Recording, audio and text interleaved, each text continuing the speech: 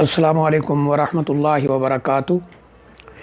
الحمدللہ ان الحمدللہ نحمدہ ونستعینہ ونستغفرہ ونؤمن بہ ونتوکل علیہ ونعوذ باللہ من شرور انفسنا ومن سیئات اعمالنا من یہدہ اللہ فلا مضل لہ ومن یضلل فلا ہادی لہ واشہد ان لا الہ الا اللہ وحدہ لا شریک لہ واشہد ان محمدا عبدہ ورسولہ اما بعد فإن خیر الحدیث کتاب اللہ وخیر الہدی ہدی محمد صلی اللہ علیہ وسلم وشر الامور محدثاتها وکل محدثۃ بدعہ وکل بدعۃ ضلالہ وکل ضلالۃ فی النار۔ اعوذ باللہ من الشیطان الرجیم، بسم اللہ الرحمن الرحیم۔ یا ایھا الذین آمنوا اتقوا اللہ حق تقاتہ ولا تموتن الا وانتم مسلمون۔ یا ایھا الذین آمنوا اتقوا اللہ وقولوا قولا سدیدا یصلح لکم اعمالکم ویغفر لکم ذنوبکم ومن یطع اللہ ورسولہ فقد فاز فوزا عظیما۔ قال اللہ تعالی فی القرآن الکریم قل ھذہ سبیلی ادعو الی اللہ علی بصیرہ انا ومن اتبعنی فسبحان اللہ وما انا من المشرکین۔ وقال النبی صلی اللہ علیہ وآلہ وسلم ترکتکم علی البیضاء لیلها کنہارها لا یزیغ عنها الا ہالک او کما قال علیہ الصلاۃ والسلام۔ انتہائی قابل احترام بھائیوں، دوستوں، بزرگوں اور انتہائی معزز ماؤں اور بہنوں، یہ اللہ تعالیٰ کا ہم پر بہت بڑا احسان ہے کہ اس نے ہمیں مسلمان بنایا، رسول اللہ صلی اللہ علیہ وسلم کی امت کے اندر پیدا فرمایا اور افضل ترین امت بنایا۔ اس اللہ تعالیٰ کی نعمت پر ہم اللہ کا جتنا بھی شکر ادا کریں وہ کم ہے۔ اس سے بڑھ کر ایک اور نعمت اللہ تعالیٰ نے ہم پر کیا فرمائی کہ ہمارے لیے نبی اکرم صلی اللہ علیہ وسلم کو پیغمبر مبعوث فرمایا، ان پر اپنی آخری کتاب اتاری۔ یہ وہ کتاب ہے کہ گزشتہ تمام آسمانی کتابیں اس کے بارے میں بتاتی رہیں، تصدیق کرتی رہیں، اس کی خوشخبری دیتی رہیں، اور پیغمبر بھی وہ پیغمبر ہیں جن کے بارے میں گزشتہ آسمانی شریعتیں امتوں کو یہ بتاتی رہیں کہ ایک آخری پیغمبر آئیں گے جن کا نام محمد صلی اللہ علیہ وسلم یا احمد صلی اللہ علیہ وسلم ہوگا۔ تو ہمارا دین الحمدللہ آسمان سے اترا ہوا دین ہے، وہ کسی نے یہاں دنیا میں بیٹھ کر نہیں بنایا ہے، اللہ تعالیٰ نے اسے آسمان سے اتارا ہے۔ یہ دلیل کا نام ہے، یہ روشنی کا نام ہے، اور سب سے بڑی دلیل وہ اللہ تعالیٰ کی کتاب ہے جس کے بارے میں اللہ فرماتے ہیں وَاعْتَصِمُوا بِحَبْلِ اللَّهِ جَمِيعًا وَلَا تَفَرَّقُوا۔ اللہ کی رسی کو مضبوطی سے پکڑ لو اور فرقے نہ بناؤ، اختلاف کا شکار نہ ہو جاؤ، فرقوں میں نہ بٹ جاؤ۔ یعنی اگر تم سچے دل کے ساتھ اللہ کی کتاب کی طرف آ جاؤ گے تو فرقے اپنے آپ ختم ہو جائیں گے، یہ فرقہ بازی ختم ہو جائے گی۔ تو یہ ہم پر اللہ کا بہت بڑا احسان ہے کہ کتاب اللہ کی شکل میں دین موجود ہے، سنت رسول اللہ صلی اللہ علیہ وسلم کی شکل میں دین موجود ہے۔ آپ خود فرماتے ہیں الا انی اوتیت القرآن، مجھے قرآن بھی دیا گیا ہے، ومثلہ معہ، اور اس کے ساتھ ایک اور چیز بھی اسی طرح کی دی گئی ہے جس سے مراد حدیث ہے۔ قرآن اور حدیث ہمارے پاس موجود ہیں۔ یہ اصل سرمایہ جو اس دین کی بنیاد اور اساس اور اس کا مصدر ہے وہ اپنی اصلی شکل میں الحمدللہ موجود ہے۔ قرآن مجمل حکم دیتا ہے، حدیث اس کی تشریح ہے۔ تو کہنے کا مقصد یہ ہے کہ قرآن اور حدیث کی شکل میں ہمارے پاس اصل دین موجود ہے، وہ معیار موجود ہے جس پر ہم آ کر سچ اور جھوٹ کو پرکھ سکتے ہیں، سچ اور جھوٹ کا معیار وہ دیکھ سکتے ہیں۔ یہ میرٹ ہمیں دیا اللہ تعالیٰ نے۔ تو اس لیے آج ہم کوئی بھی بات ایسی سنتے ہیں دین کے بارے میں تو اس کو قرآن اور حدیث پر لا کر دیکھنا چاہیے. اگر وہ اس کے مطابق ہے تو اس کو مان لینا چاہیے، اس پر عمل کی کوشش کرنی چاہیے. اگر وہ اس کے مطابق نہیں ہے یا اس کی قرآن اور حدیث میں کوئی دلیل نہیں ہے تو اس کو ہم نہ ہی تو ماننے کے پابند ہیں اور نہ ہی وہ دین ہو سکتا ہے، چاہے کسی بڑے سے بڑے آدمی نے وہ بات کیوں نہ کی ہو. یہ بات اس لیے عرض کی جا رہی ہے آپ بھائیوں کے سامنے کہ جب سے یہ کرونا وائرس کا مرض پھیلا ہے تو مختلف قسم کے لوگ، جن میں ڈاکٹر حضرات، مذہبی لوگ، اس طرح جو غیر مسلموں کے پیشوا ہیں، وہ بھی اپنی مختلف آراء پیش کر رہے ہیں کہ اس مرض کا علاج کیسے ہو سکتا ہے، اس سے چھٹکارا کیسے پایا جا سکتا ہے. ظاہر سی بات ہے کہ جو ڈاکٹر حضرات ہیں، جو میڈیکل لائن سے تعلق رکھتے ہیں، جنہوں نے اپنی زندگی کا بہت بڑا عرصہ یہ سیکھنے پر لگایا ہے کہ بیماری کا علاج کیسے ہوتا ہے، انہوں نے MBBS کیا اور ڈگریاں لی ہیں، تو وہ بھی لوگوں کو بتا رہے ہیں کہ بھائی اس مرض سے بچنے کے لیے اپنے ہاتھوں کو دھو، دن میں کئی مرتبہ ہاتھوں کو دھونے کا اہتمام کرو، اسی طرح ناک میں پانی ڈالو اور اپنے گھر کے اندر رہو، فلاں فلاں غذائیں کھاؤ، یہ کرو، یہ نہ کرو. تو اسی طرح کچھ مذہبی لوگ بھی الحمدللہ لوگوں کو رہنمائی کر رہے ہیں کہ اس سے بچنے کے لیے ہم کون کون سی احتیاط برت سکتے ہیں. اور الحمدللہ جو صحیح علماء ہیں، جن کو اللہ نے علم دے رکھا ہے، وہ ڈاکٹروں کی صحیح بات کو کبھی جھٹلاتے نہیں ہیں، لیکن اس کے ساتھ ساتھ وہ دینی طور پر بھی احتیاط پیش کر رہے ہیں. مثلا آپ فجر کے وقت یہ دعا پڑھیں، بسم اللہ الذی لا یضر مع اسمہ شیء فی الارض ولا فی السماء وہو السمیع العلیم، 3 دفعہ پڑھ لیں، شام کو 3 دفعہ پڑھ لیں، کوئی چیز نقصان نہیں پہنچا سکتی. یہ رسول اللہ صلی اللہ علیہ وسلم کا فرمان ہے. اسی طرح اعوذ بکلمات اللہ التامات من شر ما خلق، یہ 3 دفعہ پڑھ لیں، انشاءاللہ کوئی چیز نقصان نہیں پہنچا سکتی. تو کہنے کا مقصد یہ ہے کہ ڈاکٹر حضرات اپنے علم، اپنے تجربے اور میڈیکل لائن کے حساب سے چیزیں بتا رہے ہیں، اور علماء الحمدللہ وہ علماء جو قرآن و حدیث سے چیزیں بتا رہے ہیں، الحمدللہ وہ ہمارے لیے بہت بڑی نعمت ہے، ہمارے لیے بہت بڑا سرمایہ ہے کہ انہوں نے ہر موقع پر امت کی رہنمائی کی ہے، ہر مشکل میں امت کو صحیح رستہ دکھانے کی کوشش کی ہے، وہ رستہ جو اللہ اور اللہ کے رسول صلی اللہ علیہ وسلم نے ہمیں بتایا ہے. لیکن اس کے ساتھ ساتھ کچھ ایسے لوگ بھی یعنی اس میدان میں کود پڑے ہیں، یا ہر دفعہ یا ہر موقع پر کود پڑتے ہیں، کہ جن کے پاس علم نام کی تو کوئی چیز نہیں ہے. جو رہنمائی ہمیں قرآن اور حدیث نے دی ہے اس کا تو کوئی شعور نہیں ہے، لیکن اس کے مقابلے میں ایسی چیزیں لے کر آئیں گے کہ جو عام لوگ ہیں، عوام الناس، وہ بہت جلدی ان کی باتیں سن کر گمراہ ہو جاتے ہیں. تو اس سے احتیاط ضروری ہے. اس لیے اللہ نے قرآن مجید میں رسول اللہ صلی اللہ علیہ وسلم کو یہ بات بیان فرمائی ہے کہ آپ لوگوں کو کہہ دیں. کیا فرما دیں؟ کل، آپ فرمائیں، آپ بتائیں، کل ھذہ سبیلی ادعو الی اللہ، یہ میرا سیدھا رستہ ہے، میں اللہ کی طرف لوگوں کو بلاتا ہوں. کیسے بلاتا ہوں؟ علی بصیرہ، دلیل کی بنیاد پر، بصیرت کی بنیاد پر، روشنی کی بنیاد پر. اس بنیاد پر میں لوگوں کو اللہ کی طرف بلاتا ہوں. انا ومن اتبعنی، میں بھی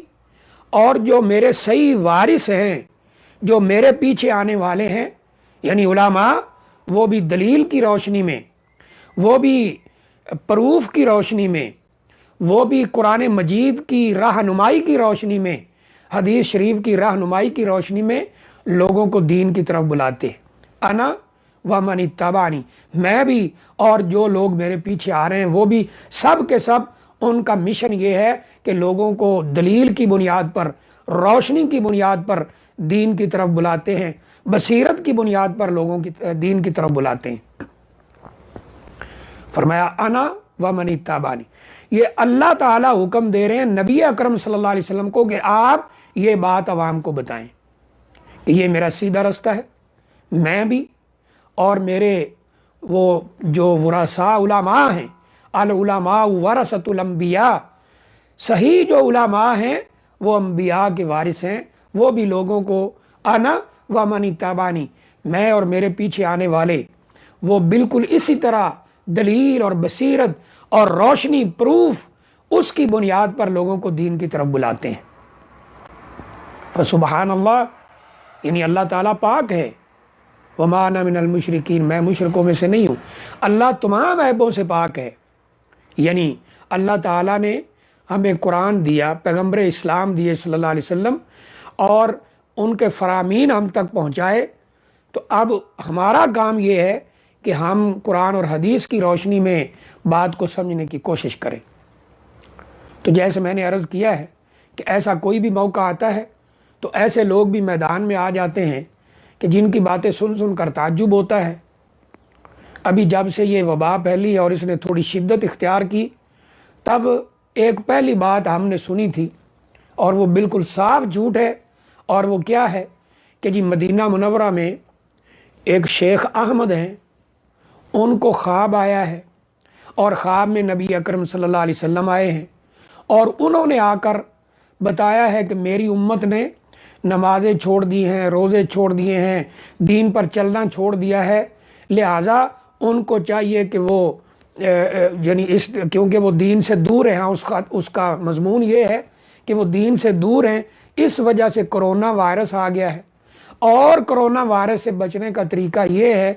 کہ فلاں فلاں جو صورت ہے یا آیت ہے وہ اتنی اتنی دفعہ پڑھ کر بس وہ پھونک دیں تو کرونا وائرس چلا جائے گا۔ اسی طرح ایک اور خواب یعنی کسی عورت کا کہ جی فلاں وہاں بھی مدینہ منورہ کی بات کی گئی، مدینہ منورہ میں فلاں ایک عورت ہے، بڑی نیک ہے، پارسا ہے، اس کو یہ خواب آیا ہے اور اس میں نبی اکرم صلی اللہ علیہ وآلہ وسلم نے آ کر یہ بات بتائی ہے۔ پھر ایک اور بات سننے کو ملی، وہ کیا ہے کہ کسی پاکستان کے اندر ایک آدمی کا نام لے کر جی وہ بڑے نیک آدمی ہیں، ان کو خواب آیا ہے اور اس خواب میں نبی اکرم صلی اللہ علیہ وسلم آئے ہیں،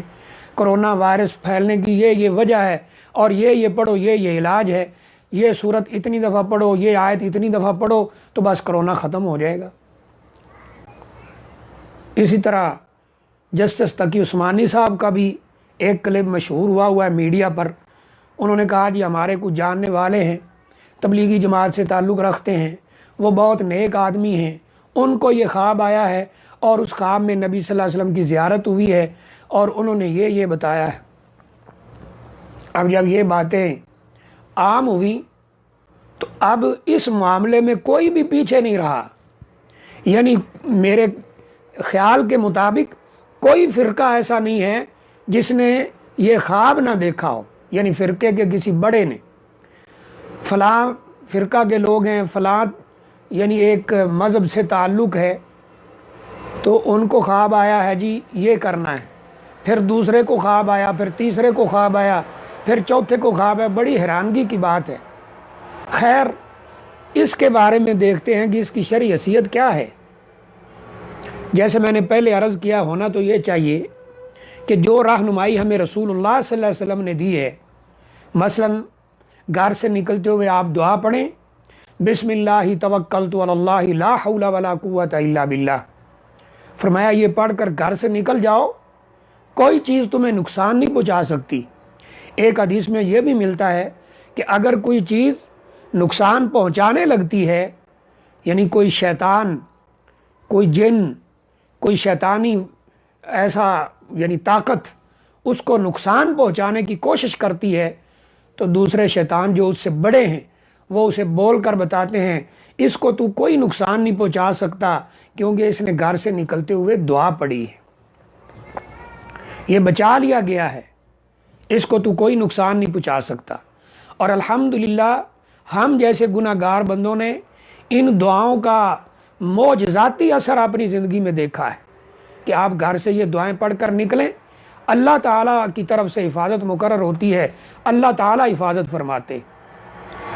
اس طرح آیت الکرسی ہے، وہ پڑھیں صبح شام، اللہ تعالیٰ حفاظت مقرر کرتے ہیں۔ بسم اللہ الذی لا یضر مع اسمہ شیء فی الارض ولا فی السماء وہو السمیع العلیم، فجر کے وقت 3 دفعہ، شام کے وقت 3 دفعہ یہ پڑھ لیں، اللہ تعالیٰ کی طرف سے حفاظت مقرر ہوتی ہے۔ رسول اللہ صلی اللہ علیہ وسلم نے فرمایا کوئی چیز نقصان نہیں پہنچا سکتی۔ اس طرح اعوذ بکلمات اللہ التامات، اعوذ بکلمات اللہ التامات من شر ما خلق، یہ پڑھنا چاہیے، 3 دفعہ یہ پڑھیں۔ اگر کوئی بچہ چھوٹا ہے وہ نہیں پڑھ سکتا تو آپ یہ الفاظ، پہلے والا لفظ چینج کر لیں گے اور کہیں گے اعوذ کا بکلمات اللہ التامات من شر ما خلق۔ اگر بچے زیادہ ہیں، اعوذکم بکلمات اللہ التامات من شر ما خلق۔ اس طرح اعوذ بکلمات اللہ التامہ من کل شیطان وہامہ ومن کل عین لامہ، یہ پڑھ لیں، کوئی شیطان نقصان نہیں پہنچا سکتا، اس کو نظر نہیں لگ سکتی جو یہ دعا پڑھ لیتا ہے۔ لیکن ان چیزوں سے ہٹ کر خوابوں پر زور ہے، کیونکہ ہماری قوم خواب اور واقعات اور قصے جھوٹے ان کے سننے کی عادی ہے نا۔ فلاں کو خواب آیا، فلاں بیٹھے تھے، یہ قصہ شروع ہو گیا، یہ شروع ہو گیا، ایک دفعہ کا ذکر ہے، ایک دفعہ ایسے ہوا، ایک دفعہ فلاں جا رہے تھے، یہ ہو گیا، وہ ہو گیا، بس یہ ہمیں بہت اچھا لگتا ہے۔ تو اب یہ خواب دیکھنے والوں کی تعداد اتنی ہو چکی ہے کہ حیرانگی ہوتی ہے کہ ہر بندے کو خواب میں آ کر نبی اکرم صلی اللہ علیہ وسلم کرونا وائرس کا علاج بتا رہے ہیں۔ تو یاد رکھیں، پہلی بات یاد رکھیں کہ خواب کبھی دلیل نہیں ہوتا، خواب دلیل نہیں ہے شریعت کے اندر، صرف انبیاء کے خواب ہوتے ہیں۔ نبی اکرم صلی اللہ علیہ وسلم نے فرمایا تھا کہ نبیوں کے خواب وہی ہوتے ہیں، ان رؤیت الانبیاء وحی، نبیوں کے خواب وہی ہوتے ہیں۔ لیکن عام آدمی کا جو خواب ہے وہ دلیل نہیں ہوتا کہ اس کے اوپر عمل کیا جائے۔ لیکن ایک اور اہم بات جو اس سے بھی پہلے ہونی چاہیے، اس کا اہتمام ہونا چاہیے، وہ یہ ہے کہ جب کوئی یہ کہے کہ مجھے رسول اللہ صلی اللہ علیہ وسلم خواب میں ملے ہیں، میں نے رسول اللہ صلی اللہ علیہ وسلم کی زیارت کی ہے اور مجھے آپ نے یہ حکم دیا ہے یا یہ عمل میں نے آپ کا دیکھا ہے، تو اس آدمی سے پوچھا جائے گا، نشانیاں پوچھی جائیں گی کہ جس کو تو نے دیکھا ہے اس کی نشانیاں بیان کرو، سوائے صحابی کے، کیونکہ صحابی نے نبی اکرم صلی اللہ علیہ وسلم کو اپنی زندگی میں دیکھا ہے۔ جب وہ خواب میں دیکھتا ہے تو وہاں غلطی کی کوئی گنجائش موجود نہیں ہے۔ لیکن جو غیر صحابی ہے، جس نے اپنی زندگی میں نبی اکرم صلی اللہ علیہ وسلم کا دیدار نہیں کیا ہے، آپ کی زیارت سے مشرف نہیں ہوا ہے، آپ کی زیارت کا موقع نہیں ملا ہے، غیر صحابی جب دعویٰ کرتا ہے کہ میں نے رسول اللہ صلی اللہ علیہ وسلم کو خواب میں دیکھا ہے، تو پھر سب سے پہلا کام کوئی عالم دین جو نبی اکرم صلی اللہ علیہ وسلم کی سیرت اور صورت سے اچھی طرح واقف ہے، پڑھ کر اس نے پوری نشانیاں اپنے دل و دماغ میں بٹھائی ہوئی ہیں، وہ اس خواب دیکھنے والے سے پوچھے گا کہ نشانیاں بیان کرو۔ اس سلسلے میں ہمارے لیے ایک بہت بڑا نمونہ حضرت محمد ابن سیرین رحمۃ اللہ علیہ ہیں۔ ابن سیرین کے نام سے مشہور ہیں۔ پہلے تو ان کے بارے میں تھوڑا سا سن لیں کہ یہ کون ہیں۔ یہ سیدنا انس رضی اللہ تعالی عنہ، جو کہ نبی اکرم صلی اللہ علیہ وسلم کے خادم رسول ہیں، یعنی خادم رسول کے نام سے وہ مشہور ہیں۔ یہ محمد بن سیرین رحمۃ اللہ علیہ ان کے غلام بھی تھے اور ان کے خاص الخاص شاگرد بھی ہیں، جسے شاگرد رشید کہا جاتا ہے۔ محمد بن سیرین رحمۃ اللہ علیہ، احادیث کی کتابوں میں آپ کو یہ نام روات حدیث میں مل سکتا ہے۔ محمد بن سیرین رحمۃ اللہ علیہ سیدنا انس رضی اللہ تعالی عنہ جو کہ خادم رسول صلی اللہ علیہ وآلہ وسلم ہیں، ان کے شاگرد بھی ہیں اور ان کے خادم بھی ہیں، اور اللہ تعالیٰ نے ان کو خوابوں کی تعبیر کا بہت بڑا ملکہ دیا تھا۔ ایسی ایسی تعبیر کرتے تھے کہ انسان سن کے حیران ہو جاتا تھا، اور وہ تعبیر تقریباً سچ واقع ہوتی تھی، یعنی اگر 100% نہیں تو تقریباً 90% یا اس سے اوپر سچ واقع ہوتی تھی۔ لیکن جب ان سے کوئی آ کر کہتا تھا میں نے رسول اللہ صلی اللہ علیہ وسلم کو خواب میں دیکھا ہے، اور وہ صحابی نہیں ہوتا تھا، تو وہ اس سے سوال کرتے تھے کہ جس کو تو نے دیکھا ہے صفہ لی، مجھے اس کا ذرا حلیہ تو بیان کرو، اس کی صفات تو بیان کرو کہ جس کو تو نے دیکھا ہے آیا وہ رسول اللہ صلی اللہ علیہ وسلم ہیں بھی کہ نہیں ہیں۔ اب اگر بتانے والا پوری نشانیاں رسول اللہ صلی اللہ علیہ وسلم والی بتاتا، آپ کا قد ایسا ہی بتاتا جیسا تھا، آپ کا حلیہ مبارک ایسا ہی بتاتا جیسا تھا، آپ کی داڑھی کے بال اتنے سفید اتنے کالے ایسے ہی بتاتا جیسے تھا، تو پوری نشانیاں سننے کے بعد ابن سیرین رحمۃ اللہ علیہ فرماتے کہ تو نے نبی اکرم صلی اللہ علیہ وسلم کو ہی دیکھا ہے۔ اور اگر وہ کچھ اور بتاتا، مثلا کہ داڑھی سفید دیکھی ہے، آپ فوراً کہتے کہ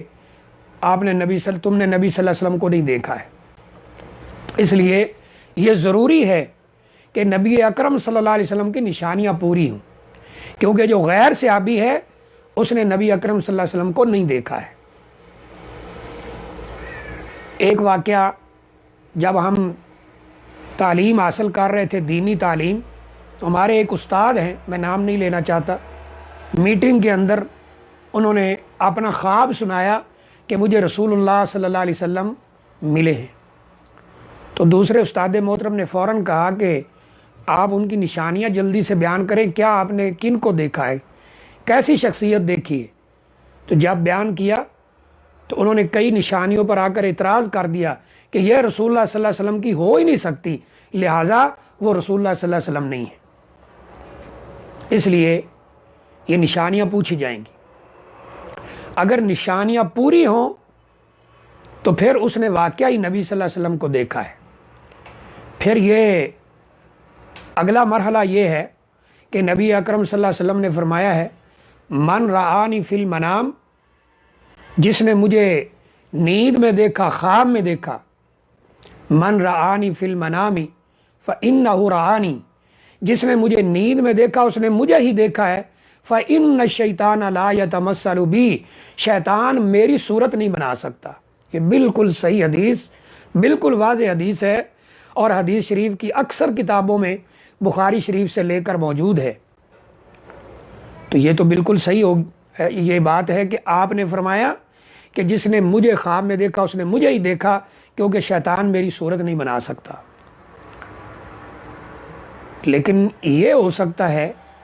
کہ جس نے نبی اکرم صلی اللہ علیہ وسلم کو اپنی زندگی میں نہیں دیکھا، یعنی جو غیر صحابی ہے وہ دیکھتا ہے، تو شیطان آپ کی شکل و صورت تو نہیں بنا سکتا جیسے آپ فرما رہے ہیں،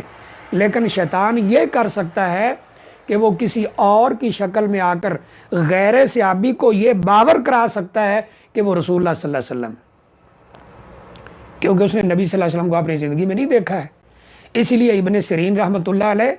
اور خوابوں کی تعبیر کے دیگر جو ماہرین ہیں، وہ خواب دیکھنے والا جب ان کو آ کر یہ بتاتا تھا میں نے رسول اللہ صلی اللہ علیہ وسلم کو دیکھا ہے، تو وہ کہتے تھے کہ ہمیں نشانیاں بیان کرو۔ اگر پوری نشانیاں ہوں تو پھر وہ رسول اللہ صلی اللہ علیہ وسلم ہی ہیں۔ اور اگر کسی نے نبی اکرم صلی اللہ علیہ وسلم کو دیکھا تو پھر اگلا پوائنٹ اور اگلا مرحلہ یہ ہے کہ اگر خواب کے اندر نبی صلی اللہ علیہ وسلم اسے کوئی حکم دیتے ہیں، یعنی اسے یہ محسوس ہوتا ہے کہ مجھے یہ حکم دیا گیا ہے، تو وہ بھی دلیل نہیں ہوگا کہ ہم اس کے اوپر عمل شروع کر دیں۔ دلیل قرآن اور حدیث کا نام ہے۔ جیسے آیت کریمہ آپ نے سنی ہے قُلْ هَٰذِهِ سَبِيلِي أَدْعُو إِلَى اللَّهِ عَلَىٰ بَصِيرَةٍ أَنَا وَمَنِ اتَّبَعَنِي، یہ میرا سیدھا رستہ ہے، میں اور میرے پیروکار اسی رستے کی طرف لوگوں کو بصیرت اور دلیل اور روشنی کی بنیاد پہ بلاتے ہیں۔ اور آپ نے جو حدیث بیان فرمائی شروع میں نے پڑھی ہے وہ یہی ہے کہ ترکتکم علی البیضاء لیلھا کنہاریھا، میں تمہیں سیدھے رستے کے اوپر چھوڑ کر جا رہا ہوں، اس کی رات بھی اتنی واضح ہے جتنا دن واضح ہے، لا یزیغ عنہا الا ہالک، اس سے وہی ہٹ سکتا ہے جو اپنے آپ کو خود برباد کر لے۔ تو ایک واقعہ ہمارے بھائیوں نے جب ہم مدینہ یونیورسٹی مدینہ منورہ میں پڑھ رہے تھے، غالباً 2004 کے حج میں یہ واقعہ بعض بھائیوں نے سنایا تھا کہ صفا پہاڑی کے اوپر ایک حاجی نے دوسرے حاجی پر حملہ کیا، اسے زخمی کر دیا۔ جب سیکیورٹی گارڈز نے انہیں پکڑا اور پوچھا کہ حرم شریف کے اندر یہ تو نے کیا کیا ہے، تو اس نے کہا میں نے خواب میں رسول اللہ صلی اللہ علیہ وسلم کو دیکھا ہے، انہوں نے کہا کہ یہ دجال ہے، اسے مار دو، تو میں نے اس کو مارنے کی کوشش کی۔ تو اس لیے یعنی کیونکہ غیر صحابی نے نبی صلی اللہ علیہ وسلم کو دیکھا نہیں ہے، تو شیطان کسی اور صورت میں آ کر یہ باور کرا سکتا ہے، یعنی وہ اور صورت بنا سکتا ہے اور خواب والے کے دماغ میں یہ خیال ڈال سکتا ہے کہ یہ رسول اللہ صلی اللہ علیہ وسلم ہے۔ اسی طرح پاکستان کے ایک مشہور آدمی کا خواب آج سے کوئی تقریباً میرا خیال ہے 22 23 25 سال پہلے کی بات ہے، وہ اس نے ایک اسی طرح کا یعنی یہ کھڑا کر دیا تھا کہ جی میں نے خواب میں رسول اللہ صلی اللہ علیہ وسلم کو دیکھا ہے، آپ پاکستان آئے ہیں، ناراض ہو کے جا رہے ہیں، میں پاؤں میں گر گیا کہ آپ مجھے موقع دیں، تو کہا ہاں میں تیرے ادارے میں ٹھہروں گا، میرے کھانے پینے کا بندوبست تو کرے گا، میرے آنے جانے کا ٹکٹ تو دے گا۔ پھر لوگ جناب روتے ہیں، پیسے دیتے ہیں، تو حیرانگی ہوئی کہ جس مسلک سے اس کا تعلق ہے جو یہ خواب بیان کر رہا ہے، اس کے نزدیک نبی اکرم صلی اللہ علیہ وسلم تو مختار کل ہیں، یعنی یہ اس کا عقیدہ ہے، لیکن آپ ٹکٹ لینے کے لیے اس کو کہہ رہے ہیں کہ مجھے ٹکٹ کی ضرورت ہے، میں نے واپس سعودی عرب جانا ہے، میں نے واپس مدینہ جانا ہے۔ تو خواب سنا کر یعنی لوگوں کو گمراہ کیا جا رہا ہے، ایسی کوئی بات شریعت کے اندر ثابت نہیں۔ نبی اکرم صلی اللہ علیہ وسلم نے فرمایا خواب کی 3 قسمیں ہیں۔ نمبر 1، انسان جو بات سوچتا رہتا ہے، حدیث النفس، جو دن کو سوچتا رہتا ہے وہی خواب میں آ جاتی ہے، اس کی کوئی تعبیر نہیں ہوتی۔ دوسرا خواب آپ نے فرمایا شیطان کی دار اندازی ہے، شیطان دماغ کے اندر کوئی چیز ڈال دیتا ہے، خواب آتا ہے اور انسان پریشان ہو جاتا ہے، اس کی بھی کوئی حیثیت نہیں ہے۔ یہ برا خواب اگر آئے تو نبی صلی اللہ علیہ وسلم فرمایا اپنے 3 دفعہ بائیں طرف تھوک دو، اپنی کروٹ کو چینج کر لو اور اعوذ باللہ پڑھو، اور اگر خواب زیادہ خطرناک ہے تو 2 رکعت بھی پڑھنے کا ذکر ملتا ہے وہ پڑھ لو۔ اور تیسرا خواب آپ نے فرمایا تھا بشرۃ من اللہ، یہ اللہ کی طرف سے بشارت ہوتا ہے۔ خواب صرف ایک بشارت ہوتا ہے، ایک اشاراتی میدان ہے، دلیل نہیں ہے کہ اس کو جو سنے اس پہ عمل شروع کر دے۔ فلاں کو خواب آیا، نبی اکرم صلی اللہ علیہ وسلم نے فرمایا یہ عمل شروع کر دو، وہ شروع کر دو۔ فلاں کو آیا، شیخ احمد کو آیا، فلاں نیک عورت کو آیا، ہر کوئی اپنا اپنا عمل بتا رہا ہے، تو اس کی شریعت کے اندر کوئی حیثیت نہیں ہے، کیونکہ خواب دلیل نہیں ہے۔ ہماری کوشش یہ ہونی چاہیے جو چیزیں ہمیں رسول اللہ صلی اللہ علیہ وسلم نے بتلائی ہیں، آفات سے بچنے کے لیے، بیماریوں سے بچنے کے لیے، دشمن سے بچنے کے لیے، قرض سے بچنے کے لیے، دجال سے بچنے کے لیے، ان کا اہتمام کیا جائے، نہ کہ ہم ان چیزوں کا اہتمام کریں جو لوگوں نے خوابوں میں دیکھی ہیں اور اس پر عمل کی کوشش کریں۔ ہاں یہ بات ضرور اپنی جگہ پہ ہے کہ قرآن مجید کی صورتیں،